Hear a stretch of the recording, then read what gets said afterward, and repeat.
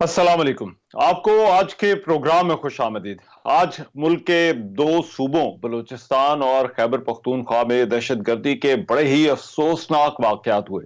बलूचिस्तान के जिला मस्तुंग में 12 रबीउल अव्वल के जुलूस के करीब एक खुदकुश धमाका किया गया, जिसमें एक पुलिस अफसर समेत कम अज कम 50 से जायद अफराद जान की बाजी हार गए, जबकि 80 से जायद अफराद के जख्मी होने की भी इतला है। असिस्टेंट कमिश्नर मस्तोंग के मुताबिक धमाका मदीना मस्जिद के करीब हुआ, जहां लोग ईद मिलादुन नबी के जुलूस में शिरकत करने के लिए जमा हो रहे थे। तर्जुमान सीटीडी का कहना था कि मस्तोंग में होने वाला ये जो धमाका था ये खुदकुश था। दूसरी जानिब खैबर पख्तूनख्वा के शहर हंगू के दुआबा थाने के हदूद में भी दो धमाके हुए, जिनके नतीजे में एक पुलिस एहलकार समेत 4 अफराद जाँ भाग जबकि 12 जख्मी हो गए। डिस्ट्रिक्ट पुलिस अफसर हंगू का वाकये की तफसीलात बताते हुए कहना था कि पहला धमाका थाने के दाखिली दरवाजे पर हुआ, जिसके बाद लोगों की बड़ी तादाद चाय वकुआ पर जमा होगी। इसके बाद चंद मिनट के बाद ही पुलिस स्टेशन के अहाते में वाक़ मस्जिद के अंदर नमाजे जुमा के खुतबे के दौरान जो है वो एक और धमाका हुआ। इस धमाके के नतीजे में मस्जिद की जो छत थी वो गिर गई। ईद मिलादुन नबी के जुलूस में शिरकत के लिए आए मासूम लोगों पर ये जिस तरह से हमला हुआ बड़ा ही अफसोसनाक है। और ये ऐसे बाबरकत दिन के मौके पर इस तरह की जो कार्रवाइयां हुई हैं, दहशतगर्दी की कार्रवाइयां, यकीनन ये काबिल मजम्मत भी हैं। और पाकिस्तान में इस तरह के वाकयात का होना, इसके पीछे क्या वजूहात हो सकती हैं, इस पर सबसे पहले जो है वो प्रोग्राम में बात होगी। मेरे साथ रहमान हमारे कोयटा के ब्यूरो चीफ मौजूद हैं। उनसे पहले जरा मस्तोंग में जो वाकया हुआ उसके बाद की तफसीलात जान लेते हैं। रजा बताइएगा, इस वाकये के बाद अभी क्या हालात हैं, मस्तोंग से क्या इतलात हैं? जी, इस वक्त जो इस मस्तूंग के अफसोसनाक वाक़या जो आज पेश आया है, उसमें जो शहीद होने वालों की तादाद है वो 43 के करीब है। और मजीद जो ज़ख्मी है उनकी हालत, उसमें जो 80 ज़ख्मी है उनमें जो है वो उनकी बाज़ लोगों की हालत जो है तशवीशनाक बताई जा रही है। और इस हवाले से ये है, जिस तेज़ी से इसमें ये बड़ा है, जानबाग होने वालों की तादाद बढ़ी है, तो उससे क्योंकि बहुत शदीद लोग ज़ख्मी हुए हैं और ये एक खुदकश हमला था। और इस हवाले से ये है कि जो लोग वहाँ पर मौजूद थे, आइनी शाहिदीन का कहना है कि एक हमला आवर जो है वो लोग जमा हो रहे थे ईद मिलादुन नबी के जुलूस के लिए। मेन शहर है ये मस्तूंग का, बाज़ार है और उसके साथ जो है मदीना मस्जिद है, मस्जिद के बिल्कुल करीब। और उसमें जो है मजमे के अंदर जो है एक खुदकश हमलावर दाखिल हुआ, जिसे डीएसपी मस्तूंग जो है नवाज गशकोरी, उन्होंने रोकने की भी कोशिश की, लेकिन उसने अपने आप को ब्लास्ट किया और जिसकी वजह से इतनी जो है कैजुअल्टीज हुई हैं।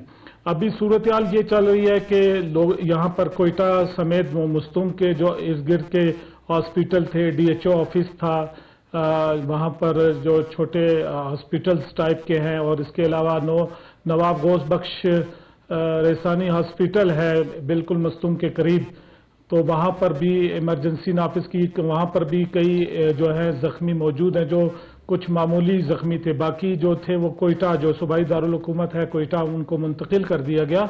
और यहाँ पर ट्रामा सेंटर और यहाँ पर काफ़ी तादाद में जो है वो 50 से ज़ायद ज़ख्मियों को यहाँ लाया गया है और उनका इलाज मुआलजा किया जा रहा है। यहाँ पर भी इमरजेंसी नाफिस है, डॉक्टर और दीगर जो स्टाफ है उनको भी तलब कर लिया गया था। और इसके साथ साथ जो है वज़ीर आला बलूचिस्तान, जो निगरान वज़ीर आला हैं अली मर्दान डोमकी साहब, उन्होंने जो है 3 दिन के लिए कोई बलूचिस्तान में शोक का ऐलान किया है। और साथ ही साथ ये कौमी परचम भी जो सरकारी इमारत पे होंगे वो सरगुनू रहेंगे। और इस हवाले से ये भी इतलात आई हैं अभी कुछ थोड़ी देर पहले के दाइश ने इसकी जिम्मेदारी भी कबूल की है। जी अच्छा मगर रजा ये बताइएगा, अब क्योंकि अलर्ट जैसी सिचुएशन तो जो है वो पहले ही थी, तो क्या कोई खास तौर पर जो है वो कोई ऐसी इतलात थी कि इस तरह से जो है वो खाना बनाया जा सकता है, और खास तौर पर जो है वो 12 रबीउल अव्वल के दिन? ऐसी इतलात तो खैर नहीं थी, जबकि इससे पहले जब 10 मुहर्रम का जो जुलूस था और उसके हवाले से तो ये चीज़ें अलर्ट चल रही थी, लेकिन ईद मिलादुन नबी के हवाले से नहीं थी। इसलिए सिक्योरिटी जो थी, सिक्योरिटी तो इस हवाले से भी कोयटा शहर में खुसूसन इस पे सख्त वो इकदाम उठाए गए थे और सिक्योरिटी को सख्त किया गया था। लेकिन इस तरह का कि मुस्तूम या किसी और शहर में उसकी वो हो तो उसके ऊपर, क्योंकि ये ईद मिलादुन नबी का माजी में भी ऐसे ही रहा है कि कभी भी इस चीज़ के ऊपर वो इतना ज़्यादा वो नहीं होता, क्योंकि ये जो है इस हवाले से कि अगर हम ये कहें कि ईद मिलादुन नबी का ये पहला ऐसा हमारे बलूचिस्तान में ऐसा वाक़या पेश आया है जिससे अफसोसनाक वो हुआ, तो इक़दाम तो किए गए थे। और इससे ये भी मैं आपको थोड़ा सा इसमें बता दूं कि जो अपना जो नेटवर्क था, नेटवर्क को और जो मोबाइल सर्विस थी उसको भी मुअत्तल रखा गया था, लेकिन मस्तूंग साइड पर जो है वो मोबाइल जो है सर्विस जो है वो उसको मुअत्तल नहीं किया गया। तो इससे अंदाजा लगाया जा सकता है कि इस किस्म का कोई थ्रेड नहीं था, कोई चीज़ ऐसी नहीं थी। और माजी में भी हम ये चीज़ देखते आए हैं कि ऐसे कभी ईद मिलादुन नबी के जुलूस पर इस तरह के कोई वाक़या पेश नहीं हुआ था। और रजा, इस वाक़े के बाद जो रिस्पांस था वो कैसा रहा था, और अभी इस वक्त जो है वो इस चीज़ को इंश्योर करने के लिए कि हालात जो है वो काबू में रहे, क्या कुछ हो रहा है? जी देखें, इस हवाले से तो कोई ऐसी चीज़ अभी तक वो नहीं है। हुकूमत अपने तौर पे जो है उसने इसकी मजम्मत भी की है और इसके साथ साथ उन्होंने जो सिक्योरिटी फोर्सेस के वो है, ज़ाहिर है एक आला सतही इजलास भी तलब किया गया है और उसमें जो है इस पर गौर भी किया जाएगा। और मज़ीद जो बलूचिस्तान में दीगर इलाके हैं, दीगर वो उसमें सिक्योरिटी को भी सख्त किया जाएगा। और बॉर्डर की जो सूरत हाल है, बॉर्डर को भी होगा। आपको भी याद होगा कि कुछ अपना 3-4 दिन का जो है वफाकी काबीना की तरफ से भी एक ये फैसला आया था कि अफगान महाजरीन को यहाँ से बेदखल किया जाएगा, क्योंकि बलूचिस्तान और KPK में जो दहशतगर्दी की वारदातें हैं उस पर एक चीज़ ये कही जा रही थी कि जो गैर कानूनी तौर पर अफगान महाजरीन यहाँ पर बलूचिस्तान हो या KPK हो, पेशावर वगैरह और कराची या किसी भी मुल्क के दीगर शहरों में, तो वो गैर कानूनी तौर पे आए आज जो दाखिल हुए हैं उनमें से कई एक शवाहिद ऐसे मिले हैं कि वो इस तरह की दहशतगर्दी की जो वारदातें हैं, जो दहशतगर्दी के वाक़यात हैं उसमें मुलविस रहे हैं। अच्छा, हमारे नुमाइंदे एहतशाम भी इस वक्त मेरे साथ मौजूद हैं, उनसे ज़रा दूसरा वाक़या है उसकी तफसीलात जान लेते हैं जो हंगू में थाने के हदूद के अंदर हुआ। एहतशाम, क्या हालात हैं इस वाक़े के बाद, और जो है वो क्या कुछ हुआ है, और इस वाक़े के हवाले से कोई अपडेट है तो बताइए।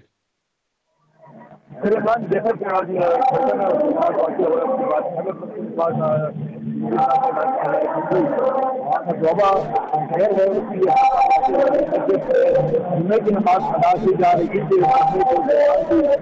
जो है वो गाड़ी रुकी है, वहाँ से 2 अफराद उतरे हैं। तो इस दौरान पुलिस को बताया गया है कि शख्स है जिस बुनियाद पर फायरिंग की गई है, और फायरिंग से एक हमलावर जो है वो वहाँ पर हलाक हुआ है और दूसरा हमलावर बताया गया है कि जख्मी हालत में वो मस्जिद के अंदर पहुंचने में कामयाब हुआ, जहाँ पर उसने अपने आप को धमाके से उड़ाया है।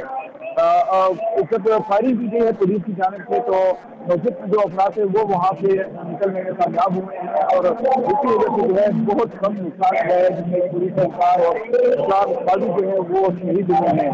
तो धमाका इस हवाले से इब्तदाई रिपोर्ट जो जारी की गई है पुलिस की जानिब से, उसमें यही बताया गया है कि 2 हमलावर ने जो है वो मस्जिद में की कोशिश की है। एक को वायर मस्जिद के बाहर अलग कर दिया गया है, दूसरा जो है मस्जिद के अंदर जाकर वो और धमाके को उड़ाने में कामयाब हुआ है। और इस बारे से शवाहिद एकत्र किया जो इसमें इस्तेमाल हुई है गाड़ी जो हमलावर को लेकर आई है वो कहाँ से आई है, कहाँ से हासिल की गई है, हमलावर कहाँ से आए हैं या मुंसूबाबंदी कहाँ से की गई है, तो इस बारे में शवाहिद एकत्र किए जा रहे हैं। क्योंकि रबीउल अव्वल का दिन था तो इस वक्त के खैबर पख्तूनख्वा जो मुख्तलिफ शहर है वहाँ पर सिक्योरिटी के सख्त इंतजाम किए गए थे। सबसे बड़ा दिन जो है वो पेशावर में निकाला गया इलाके वाले से, तो इस वाले से काफी सख्त इंतजाम किए गए थे। अच्छा, جی احتشام، بہت شکریہ، ہمارے نمائندے ہمارے ساتھ موجود تھے، اور رضا رحمان آپ کا بہت شکریہ جو انفارمیشن اور اپڈیٹ ہمارے ساتھ شیئر کر رہے تھے ان دونوں واقعات کے بعد اس وقت شہروں کی صورتحال کیا ہے۔ میرے ساتھ چیئرمین پاکستان علماء کونسل طاہر رشفی صاحب موجود ہیں۔ طاہر رشفی صاحب بہت شکریہ آپ کے وقت کا۔ طاہر رشفی صاحب، دو بڑے صوبوں میں اس طرح کے واقعات کا ہونا، کیا رد عمل ہے آپ کا، اور آپ کے خیال میں کیا محرکات ہیں اس کے پیچھے؟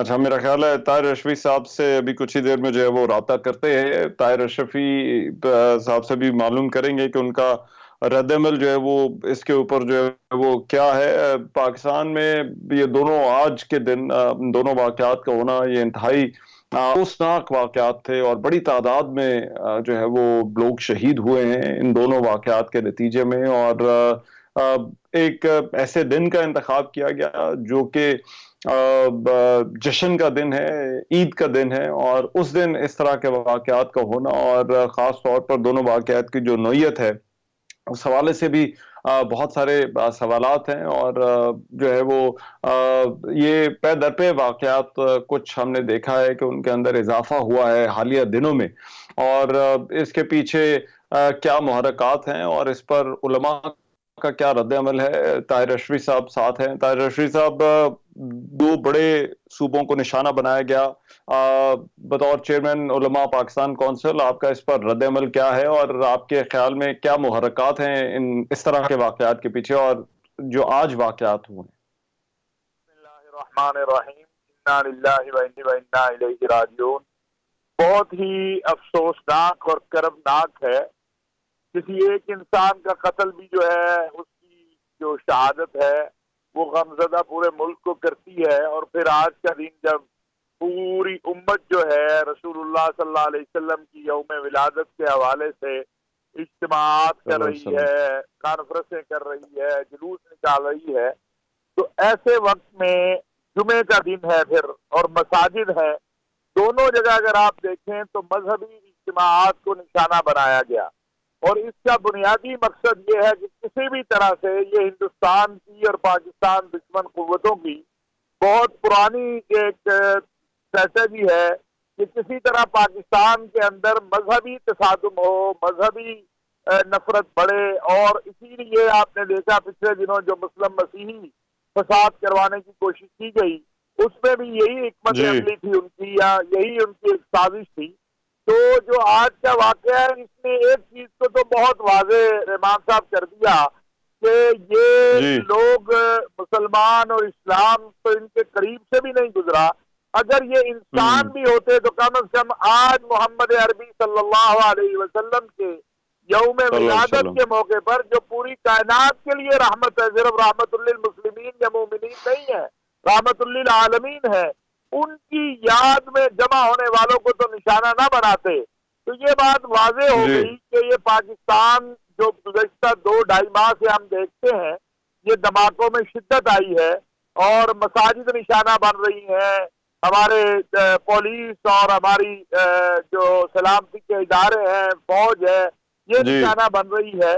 یہ اس لیے ہو رہا ہے کہ پاکستان ایک بار پھر معاشی طور پر جو انحطاط میں چلا گیا تھا، جب سے یہ جو بنی ہے سہولت کار کونسل جو انویسٹر کے لیے، اس کے بعد آپ دیکھیں کہ ایک بار پھر پاکستان کی طرف ہمارے دوست ممالک اور دوست ممالک کی قیادت اور بزنس مین متوجہ ہوئے ہیں، اور یہ ہندوستان کو اس وقت کسی صورت قبول نہیں ہے کہ وہ، اور دوسرا ہندوستان کا یہ خیال تھا کہ G20 کے اجلاس کے بعد اسے کو بہت بڑا ایسا موقف ملے گا دنیا کا یا مسلم دنیا کا کہ جس سے پاکستان پیچھے چلا جائے، لیکن اقوام متحدہ میں جس طرح OIC اور سعودی عرب نے کشمیر کی تائید میں اپنی اسٹیٹمنٹ دی، میں سمجھتا ہوں کہ یہ سب چیزوں کو آپ ملائیں تو آپ کو نظر آ جائے گا کہ ہندوستان کا جو عالمی دہشت گرد،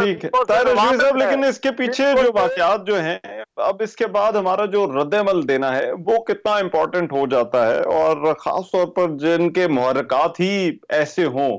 اب آپ کے خیال میں اس وقت جو ہے وہ کیا کرنے کی ضرورت ہے؟ یہ دو چیزیں ہیں. میں آپ کو بالکل بڑا واضح بتاؤں کہ پاکستان کے نہ صرف مسلم مکاتب فکر بلکہ جو غیر مسلم مذاہب کی قیادت ہے، ہم سب اس دہشت گردی کے خلاف متحد ہیں اور ایک ہیں. 1 اکتوبر کو انشاءاللہ ہزاروں 1000 کے قریب مقتدر علماء، مشائخ اور ہمارے مختلف مذاہب کے جو قائدین ہیں وہ لاہور میں جمع ہو رہے ہیں، اور انشاءاللہ آپ دیکھیں گے کہ ایک مؤثر وہاں سے جو ہے اس حوالے سے لائے عمل اور ایک اعلان آئے گا. دوسری بات ہے کہ ہمیں اب دنیا کو ہمیں تھوڑی سی اب محنت کی ضرورت ہے، ہماری وزارت خارجہ کو بھی اور ہمارے اداروں کو بھی، کہ ہم دنیا کو بتائیں کہ عالمی دہشت گرد ہندوستان جو ہے وہ کینیڈا میں سکھوں کا قتل عام کرتا ہے، پاکستان میں وہ جو ہے ہمارے پاس اتنی بڑی ایویڈنس ہے یہ کلبھوشن جو ہے اس کی صورت میں. اب ہمیں دنیا کو بتانا چاہیے کہ عالمی امن کے لیے جو ملک خطرہ بن رہا ہے اس کی انٹیلیجنس ایجنسی خطرہ بن چکی ہے، آپ کوئی اس کے خلاف بھی اقدامات اٹھائے. پاکستان پہ جتنا کچھ ہو رہا ہے اس کے پیچھے ہندوستان اور پاکستان دشمن قوتیں ہیں، اور ہندوستان کی راہ جو ہے وہ اب عالمی دہشت گرد ملک کے طور پر، ایک دہشت گرد تنظیم کے طور پر دنیا کے سامنے آ چکی ہے. تو ہمیں دنیا کو اس بات کی طرف لانا ہوگا، اور انشاءاللہ اگر ہم نے اس کے اوپر محنت کی تو دنیا اب دیکھ رہی ہے. اپنے بالخصوص میں سمجھتا ہوں مسلم دنیا کے اندر بھی ہمیں اپنا مقدمہ لے کے جانا چاہیے کہ یہ ٹھیک ہے، اپنا مقدمہ بہتر طور پر جو ہے وہ پیش کرنا ہوگا. بہت شکریہ طاہر اشرفی صاحب، بات کرتے چیئرمین پاکستان علماء کونسل. ابھی ایک بریک لیتے ہیں، بریک کے بعد واپس آتے ہیں تو اسی سے جڑی کچھ اور معاملات جو ہے ان پر بھی بات ہوگی. بریک کے بعد پروگرام میں ایک مرتبہ پھر سے خوش آمدید. جو بات ہو رہی تھی بریک پر جانے سے پہلے، آج جو دونوں واقعات ہوئے ہیں ہنگو میں اور مستونگ میں، ان واقعات کے پیچھے محرکات کیا ہیں، اس پر بات کرنے کے لیے سید محمد علی صاحب اس وقت اسلام آباد اسٹوڈیوز میں موجود ہیں، دفاعی تجزیہ نگار ہیں. ان سے پوچھ لیتے ہیں. محمد علی صاحب بہت شکریہ آپ کے وقت کا. محمد علی صاحب، آپ کو کیا سمجھ آتی ہے ٹائمنگ اور اس طرح کے واقعات کا ہونا یہ کیوں ہو رہا ہے؟ بہت شکریہ جی. دیکھیں، بہت میں سن رہا تھا آپ کا پروگرام جامعہ احاطہ کیا مولانا اشرفی نے، اسی بات کو میں تھوڑا سا آگے بڑھاؤں گا اور 3 پہلوؤں پہ ہم ذرا تفصیل سے نظر ڈال لیتے ہیں.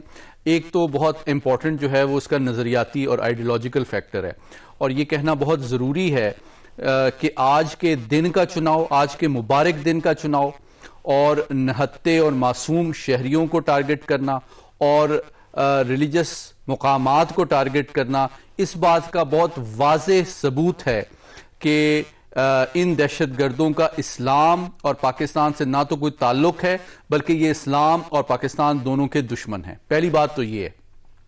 دوسری بات یہ ہے کہ یہ صرف پاکستان کی انٹرنل سیکیورٹی کا معاملہ نہیں ہے، یہ اس کا تعلق عالمی سیاست سے بہت گہرا ہے. اور وہ بنیادی طور پہ مختصراً میں بیان کر دیتا ہوں کہ دیکھیں ابھی کینیڈا میں جو ٹارگٹ کلنگ کی گئی ہے رو کے ذریعے سے، جس کی آواز جو ہے اب یو ایس کانگریس تک پہنچ گئی ہے، اور اس سے پہلے جو منی پور کے واقعات تھے اس نے ہمارے مشرقی ہمسائے کو کے بارے میں دنیا کو نا بہت زیادہ تشویش میں مبتلا کر دیا تھا، اور دنیا کی وہ ایک نیگیٹو سپاٹ لائٹ میں آ گیا تھا. تو آپ کو ایک کلیئر موٹیو نظر آتا ہے کہ ایسے واقعات پاکستان میں کیے جائیں جس سے اسلام کو بھی کے بارے میں بھی سوالات اٹھیں اور پاکستان کو دوبارہ ایک زون آف کنسرن میں لایا جائے اور پاکستان کے حوالے سے دنیا کی تشویش میں اضافہ بھی کیا جائے اور بھارت کے جو غیر ذمہ دارانہ عالمی اور علاقائی بیہیویئر ہے اس سے توجہ مبذول بھی کرائی جائے. اچھا، تیسرا پہلو جو ہے وہ علاقائی یعنی کہ ریجنل سیکیورٹی کا ہے، اور اس میں آپ کو 3 موٹیوز بہت کلیئرلی نظر آتے ہیں. پہلی بات تو یہ ہے کہ آپ دیکھیے کہ بلوچستان میں جو سیکیورٹی کے چیلنجز ہیں وہ بنیادی طور پہ سب نیشنلسٹ نیچر کے ہیں، یعنی کہ ایتھنک کنسرنز اور گریونسز کو جو B L A B L F ہیں وہ ایکسپلوئٹ کرنے کی دہشت گردی کے ذریعے کوشش کرتی رہی ہیں. لیکن اب ریلیجس ایلیمنٹ کے ذریعے سے دہشت گردی کو پھیلانے کا مطلب یہ ہے کہ ہمارے دشمن یہ چاہتے ہیں کہ بلوچستان میں سب نیشنلزم کے ساتھ ساتھ ریلیجس وائلنس کو بھی پروان چڑھایا جائے جائے تاکہ پاکستان کے نہ صرف چیلنجز میں اضافہ ہو بلکہ جو یہاں پہ انویسٹر اور ہمارے دوست ممالک ہیں جو پاکستان کی خوشحالی، سلامتی اور اسٹیبلٹی میں اسٹیک رکھتے ہیں ان کی بھی تشویش میں اضافہ کیا جائے۔ جی اچھا، مگر اس میں یہ ہمیں بتا کہ اس میں افغانستان والا کنیکشن کتنا عام ہے، اور کیونکہ جو مہاجرین ہیں ان کے حوالے سے بھی یہاں پر بات ہوتی رہی اور اب یہ کہا جاتا رہا کہ اب ان کا جو ہے وہ ہمیں کچھ کرنا ہوگا۔ ہم نے آمد و رفت کو کچھ بند کرنے کی تو کوشش کی، لیکن اب یہ خیبر پختونخوا اور بلوچستان دونوں میں ان علاقوں میں اس طرح کے واقعات کا ہونا، کیا ہمیں مزید جو ہے وہ ابھی بہت کچھ کرنے کی ضرورت ہے؟ ابھی ہم بہت دور ہیں اس سے کہ جہاں پر ہم اس موومنٹ کو مکمل طور پر کنٹرول کر سکیں؟ آپ نے بہت اہم سوال کیا اور میں سمجھتا ہوں کہ افغانستان کے حوالے سے ہمیں ایک جامع حکمت عملی پہ نظر ثانی کرنے کی بروقت ضرورت ہے، اور اس کے 4 پہلو میں مختصراً بیان کر دیتا ہوں۔ ایک اس کا سفارتی پہلو ہے جو کہ ہم سمجھتے ہیں کہ جو ہمارا قومی کنسرن ہے، جو ہماری تشویش ہے اور جو ہمارے خدشات ہیں وہ اعلیٰ سطح پہ ان تک پہنچانے ضروری ہیں، پہنچائے جا بھی رہے ہیں، لیکن وہ ایک ڈپلومیٹک ایسپیکٹ ضروری ہے۔ دوسرا ایسپیکٹ جو ہے اس کا نظریاتی طور پہ بھی امپورٹنٹ ہے، جس کو آپ ریلیجس ڈپلومیسی کہہ دیں۔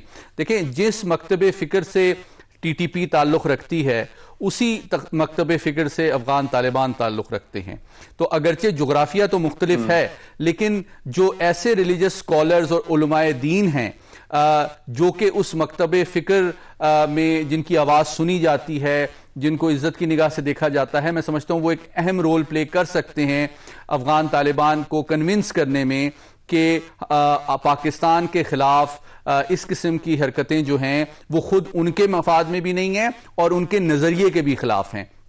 تیسرا ایسپیکٹ جو ہے وہ اکنامک لیوریج بھی پاکستان پہ ہے، کیونکہ آپ جانتے ہیں کہ افغانستان ہیویلی ڈیپینڈنٹ ہے پاکستان پہ معاشی اعتبار سے۔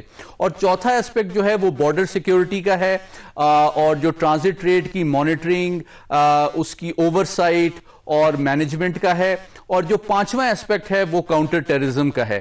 تو میں سمجھتا ہوں کہ آپ کو ایک ہمہ جہت حکمت عملی کی ضرورت ہے جس میں ان 5 ڈومینز میں بیک وقت اور جامع انداز میں کام کرنے کی ضرورت ہے، تاکہ نہ صرف ہم اپنے ملک کے اندر جو گیپس ہیں ان کو بھی ختم کریں، اپنے ملک کی سرحدوں کو بھی محفوظ کریں، اپنی کرپشن، ٹیررزم اور جرائم کا جو نیکسس ہے، جو گٹھ جوڑ ہے، اس کا بھی قلع کما کریں، اور ساتھ ہی ساتھ ایک حقیقت پسندانہ انداز میں افغان طالبان سے بات کریں کہ آپ ہماری خیر سگالی اور ہماری برادرانہ جذبات کا غیر ضروری فائدہ نہ اٹھائیں، don't take us for granted.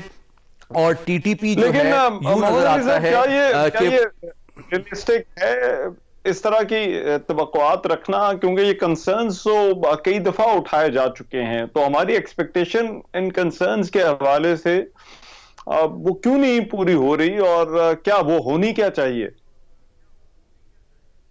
بہت اہم سوال ہے۔ دیکھیے جی، میں نے جس طرح کہا آپ کو 5 ڈومینز میں بیک وقت کام کرنا ضروری ہے، کنسرن بھی کنوے کرنا ہے، لیکن آپ دیکھیں ایکچولی جو افغان طالبان ہیں ان کا بھی جو سٹرکچر ہے وہ کوئی نارمل منظم ریاست کی طرح بدقسمتی سے نہیں ہے، ان کے اوپر عالمی پابندیاں بھی ہیں، وہ انٹرنیشنل بینکنگ چینل میں بھی نہیں ہیں، اور بدقسمتی سے پاکستان کے ساتھ جو بلیک اکانومی کے اوپر وہ کمپلیٹلی ڈیپینڈنٹ ہیں۔ تو جب پاکستان کریک ڈاؤن کرتا ہے بلیک اکانومی پہ تو obviously ان کی اکانومی پہ زد پڑتی ہے۔ البتہ دیکھیں نظریاتی اعتبار سے جو ان کی قیادت نے بات کی ہے وہ ایک پازیٹیو ہے کہ پاکستان کے خلاف حملے جائز نہیں ہیں، جو لوگ ٹی ٹی پی سے منسلک ہیں ان کے جنازے میں افغان طالبان اور ان کی حکومت شریک نہیں ہوگی، پاکستان کے خلاف ہتھیار اٹھانے والوں کو وہ ڈس اون کرتے ہیں۔ البتہ اس نظریاتی قیادت کی طرف سے یہ جو کمٹمنٹ ہے بدقسمتی سے ان کے رینک اینڈ فائل اور نچلے جو صفحے ہیں اس میں امپلیمنٹ ہوتی ہوئی نظر نہیں آتی۔ اس سے یہ احتمال اور شک مزید تقویت پاتا ہے کہ ان کی ول اور کیپیبلٹی لیکنگ ہے، اور پاکستان کو میں بھی تھوڑے سے اسٹرکٹ میجرز اٹھانے پڑیں گے جس کا اثر ان کی قیادت پہ بھی پڑے، تبھی وہ مجبور ہوں گے بیخ کنی کرنے کی اپنے صفوں کے اندر ان عناصر کی جو کہ نہ صرف پاکستان کے دشمن ہیں بلکہ افغان طالبان کے بھی دوست نہیں ہیں۔ ठीक है, बहुत शुक्रिया सैयद मोहम्मद अली। बात कर रहे हैं, अभी एक ब्रेक लेते हैं, ब्रेक के बाद आते हैं तो कुछ और खबरों पर भी बात होगी।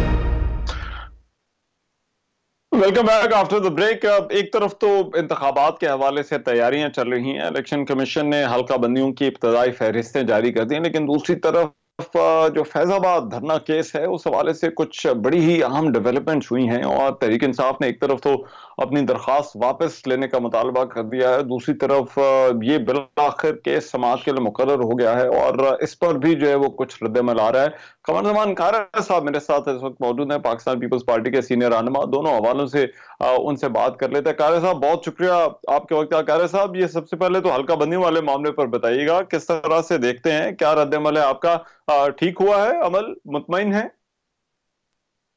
इस पे अभी तक पार्टी की तरफ से कोई हमारी मीटिंग नहीं हुई, लेकिन हम अगले 2-4 दिनों में इलेक्शन कमीशन की हल्का बंदियों की सारी तफसील के ऊपर मीटिंग करने के बाद फिर इस पे अपनी राय देंगे, क्योंकि अभी तो डाटा कलेक्ट होगा सारे हलकों का, कौन कौन से जिला में क्या क्या तब्दीलियां कैसी हुई, वो देखने के बाद ही बात करनी चाहिए। उसके बगैर मेरे ख्याल है बात के माने मुनासिब नहीं होंगे। अच्छा, ठीक है। और बकारी साहब, अब क्योंकि फैजाबाद का जो धरना केस है उस हवाले से बड़ी बहस चल रही है, एक तो तहरीक इंसाफ ने अपनी दरखास्त वापस लेने का जो है वो कहा है, आपके ख्याल में ये ठीक फैसला किया है उन्होंने? इंसाफ शायद कोई अपने माजी के किए गए फैसलों को करेक्ट कराने के चक्कर में हो, और वैसे भी इक़्तिदार बड़ी जालिम चीज है। खान साहब ने अपने मकसद के लिए तो सबको इस्तेमाल किया, बाजवा साहब से तो वो नाराज थे, जनरल फैज के बारे में उनका रवैया जो था वो शाकी नहीं था, लेकिन अब उन पे भी उनकी जमात की तरफ से आया, और हो सकता है वो शाहीन साहब की जाती राय ज्यादा डोमिनेट कर गई हो, क्योंकि एक सीनियर वकील हैं, उन्होंने शायद जो बात कही है कि जी जो भी इसके ज़ुमरे में आए उसको करार वाकई सजा मिलनी चाहिए, तो ये शायद उनकी जाती राय हो। बाकी इसके बारे में क्या कहा जा सकता है। लेकिन कारी साहब, इसमें ये जो फैसला है आपके ख्याल में इस पर अमल दरामद होना चाहिए? रहमान, पहली बात ये है कि एक हम कहते हैं कि पाकिस्तान में की गई माजी की जो गलतियां हैं उनका अजाला होना चाहिए, उनकी सजा मिलनी चाहिए। इसमें कोई फिर एक इदारे के लोग नहीं है, कोई इससे बचता नहीं है, सियासतदान भी मुबर्रा नहीं है, साफी भी नहीं है, ब्यूरोक्रेट भी नहीं है, जज और जर्नैल भी नहीं है, लिहाजा फिर क्या रास्ता बनेगा? क्या हम सबको सजावार ठहरा पाएंगे? क्या हमारे सिविलियन इदारे या हमारे पॉलिटिकल स्ट्रक्चर इतने मजबूत हो गए हैं कि इस तरह की कोई लड़ाई शुरू कर ली जाए? और उसका हासिल क्या होगा?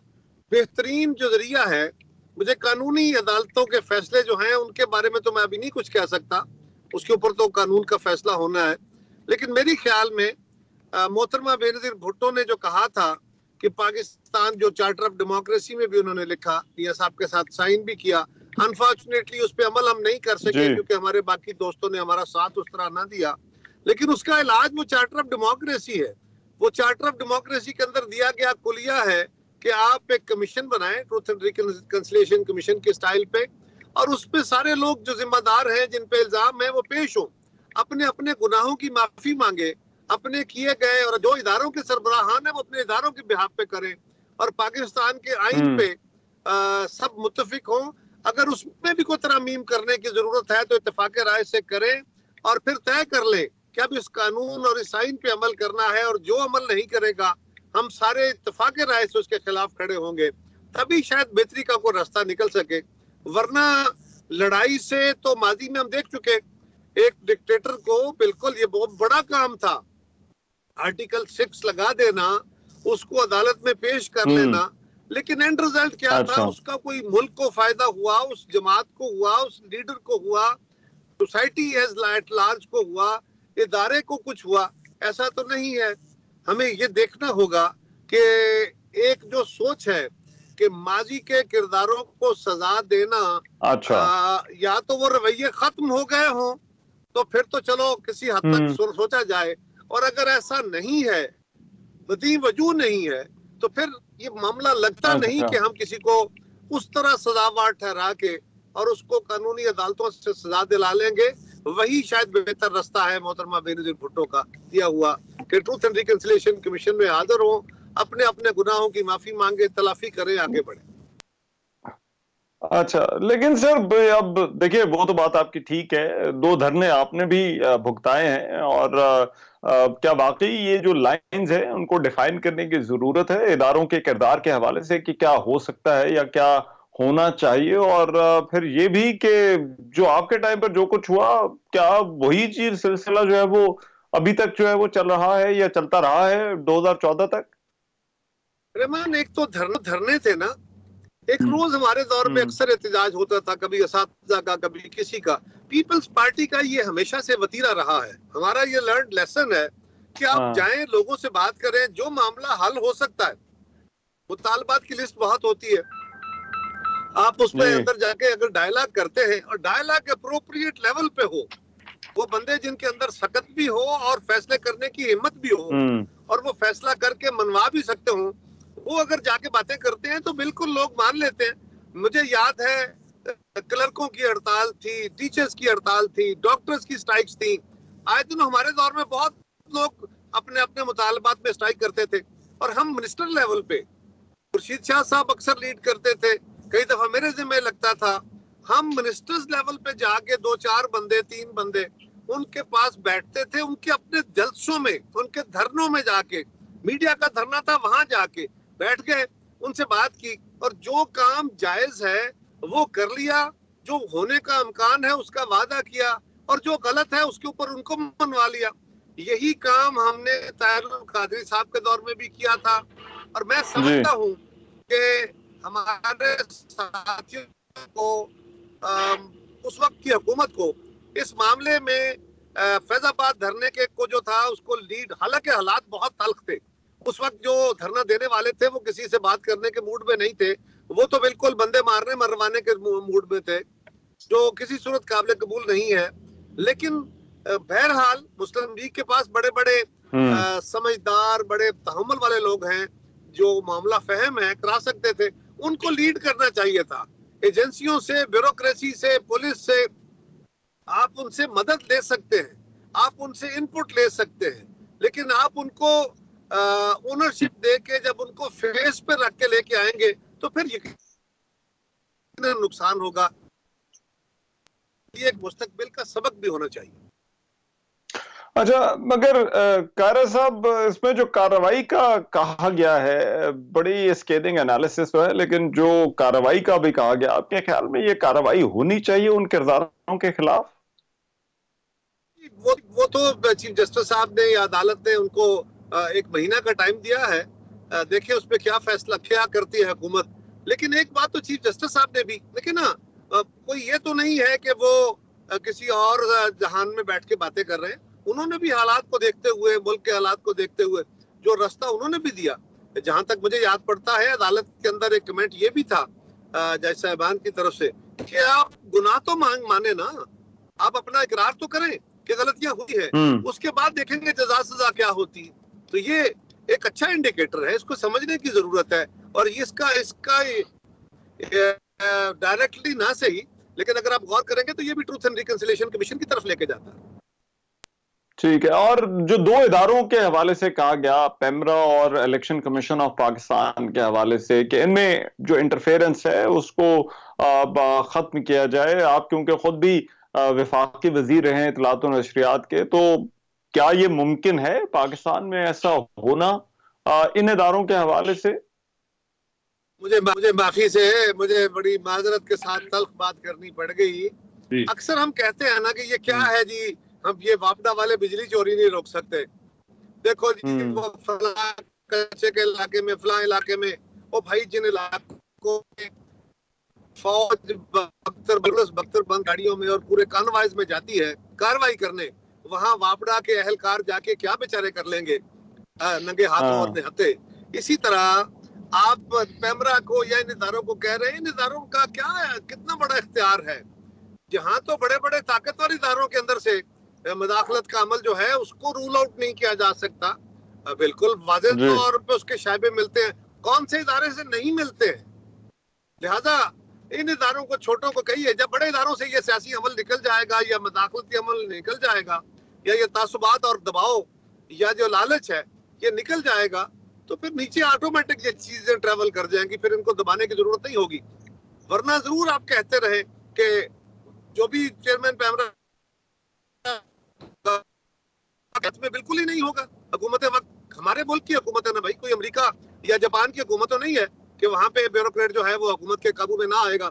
اس کے خلاف 100 طرح کے بہت سارے دباؤ ہوتے ہیں, اور صرف حکومت کے عہدے کے دباؤ نہیں ہوتے, صرف آپ کو اپنے عہدے پہ بیٹھے ہوئے ہونے کے دباؤ نہیں ہوتے, ادروائز بے شمار دباؤ. ٹھیک ہے, بہت شکریہ. قمر زمان قاہرہ صاحب ہمارے ساتھ موجود ہے. ابھی ایک بریک لیتے ہیں تو انتخابات کی تیاریوں کے حوالے سے کچھ اور خبریں شامل کریں گے, لیکن اس بریک کے بعد.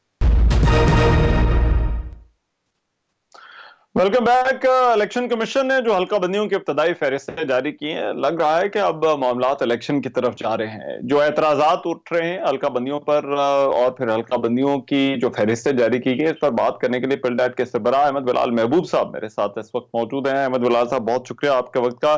سب سے پہلے تو احمد بلال محبوب صاحب, یہ جو اعتراضات ہیں ان کو کچھ پارٹیوں کے اعتراضات اس پر سامنے آئے ہیں, آپ کے خیال میں ان کو کس طرح سے ایڈریس کیا جا سکتا ہے, کیا کرنے کی ضرورت ہے اس وقت؟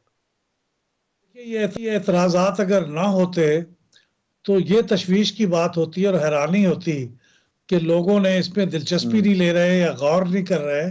تو اعتراض تو ہونا چاہیے, اور ہمیں یہ یاد رکھنا چاہیے کہ یہ جو ابھی ڈیلیمیٹیشن ہوئی ہے یہ پریلیمنری ڈیلیمیٹیشن ہے, تو اس کے اوپر اعتراض ہوں گے 1 مہینے تک, اور پھر 1 مہینے کے بعد سماعت ہوگی, اور وہ سماعت بڑی اوپن ہوتی ہے. جس طرح کورٹ کے اندر اوپن سماعت ہوتی ہے, اسی طرح الیکشن کمیشن میں ایک کورٹ روم بنا ہوا ہے, وہاں پہ یہ سماعت ہوتی ہے.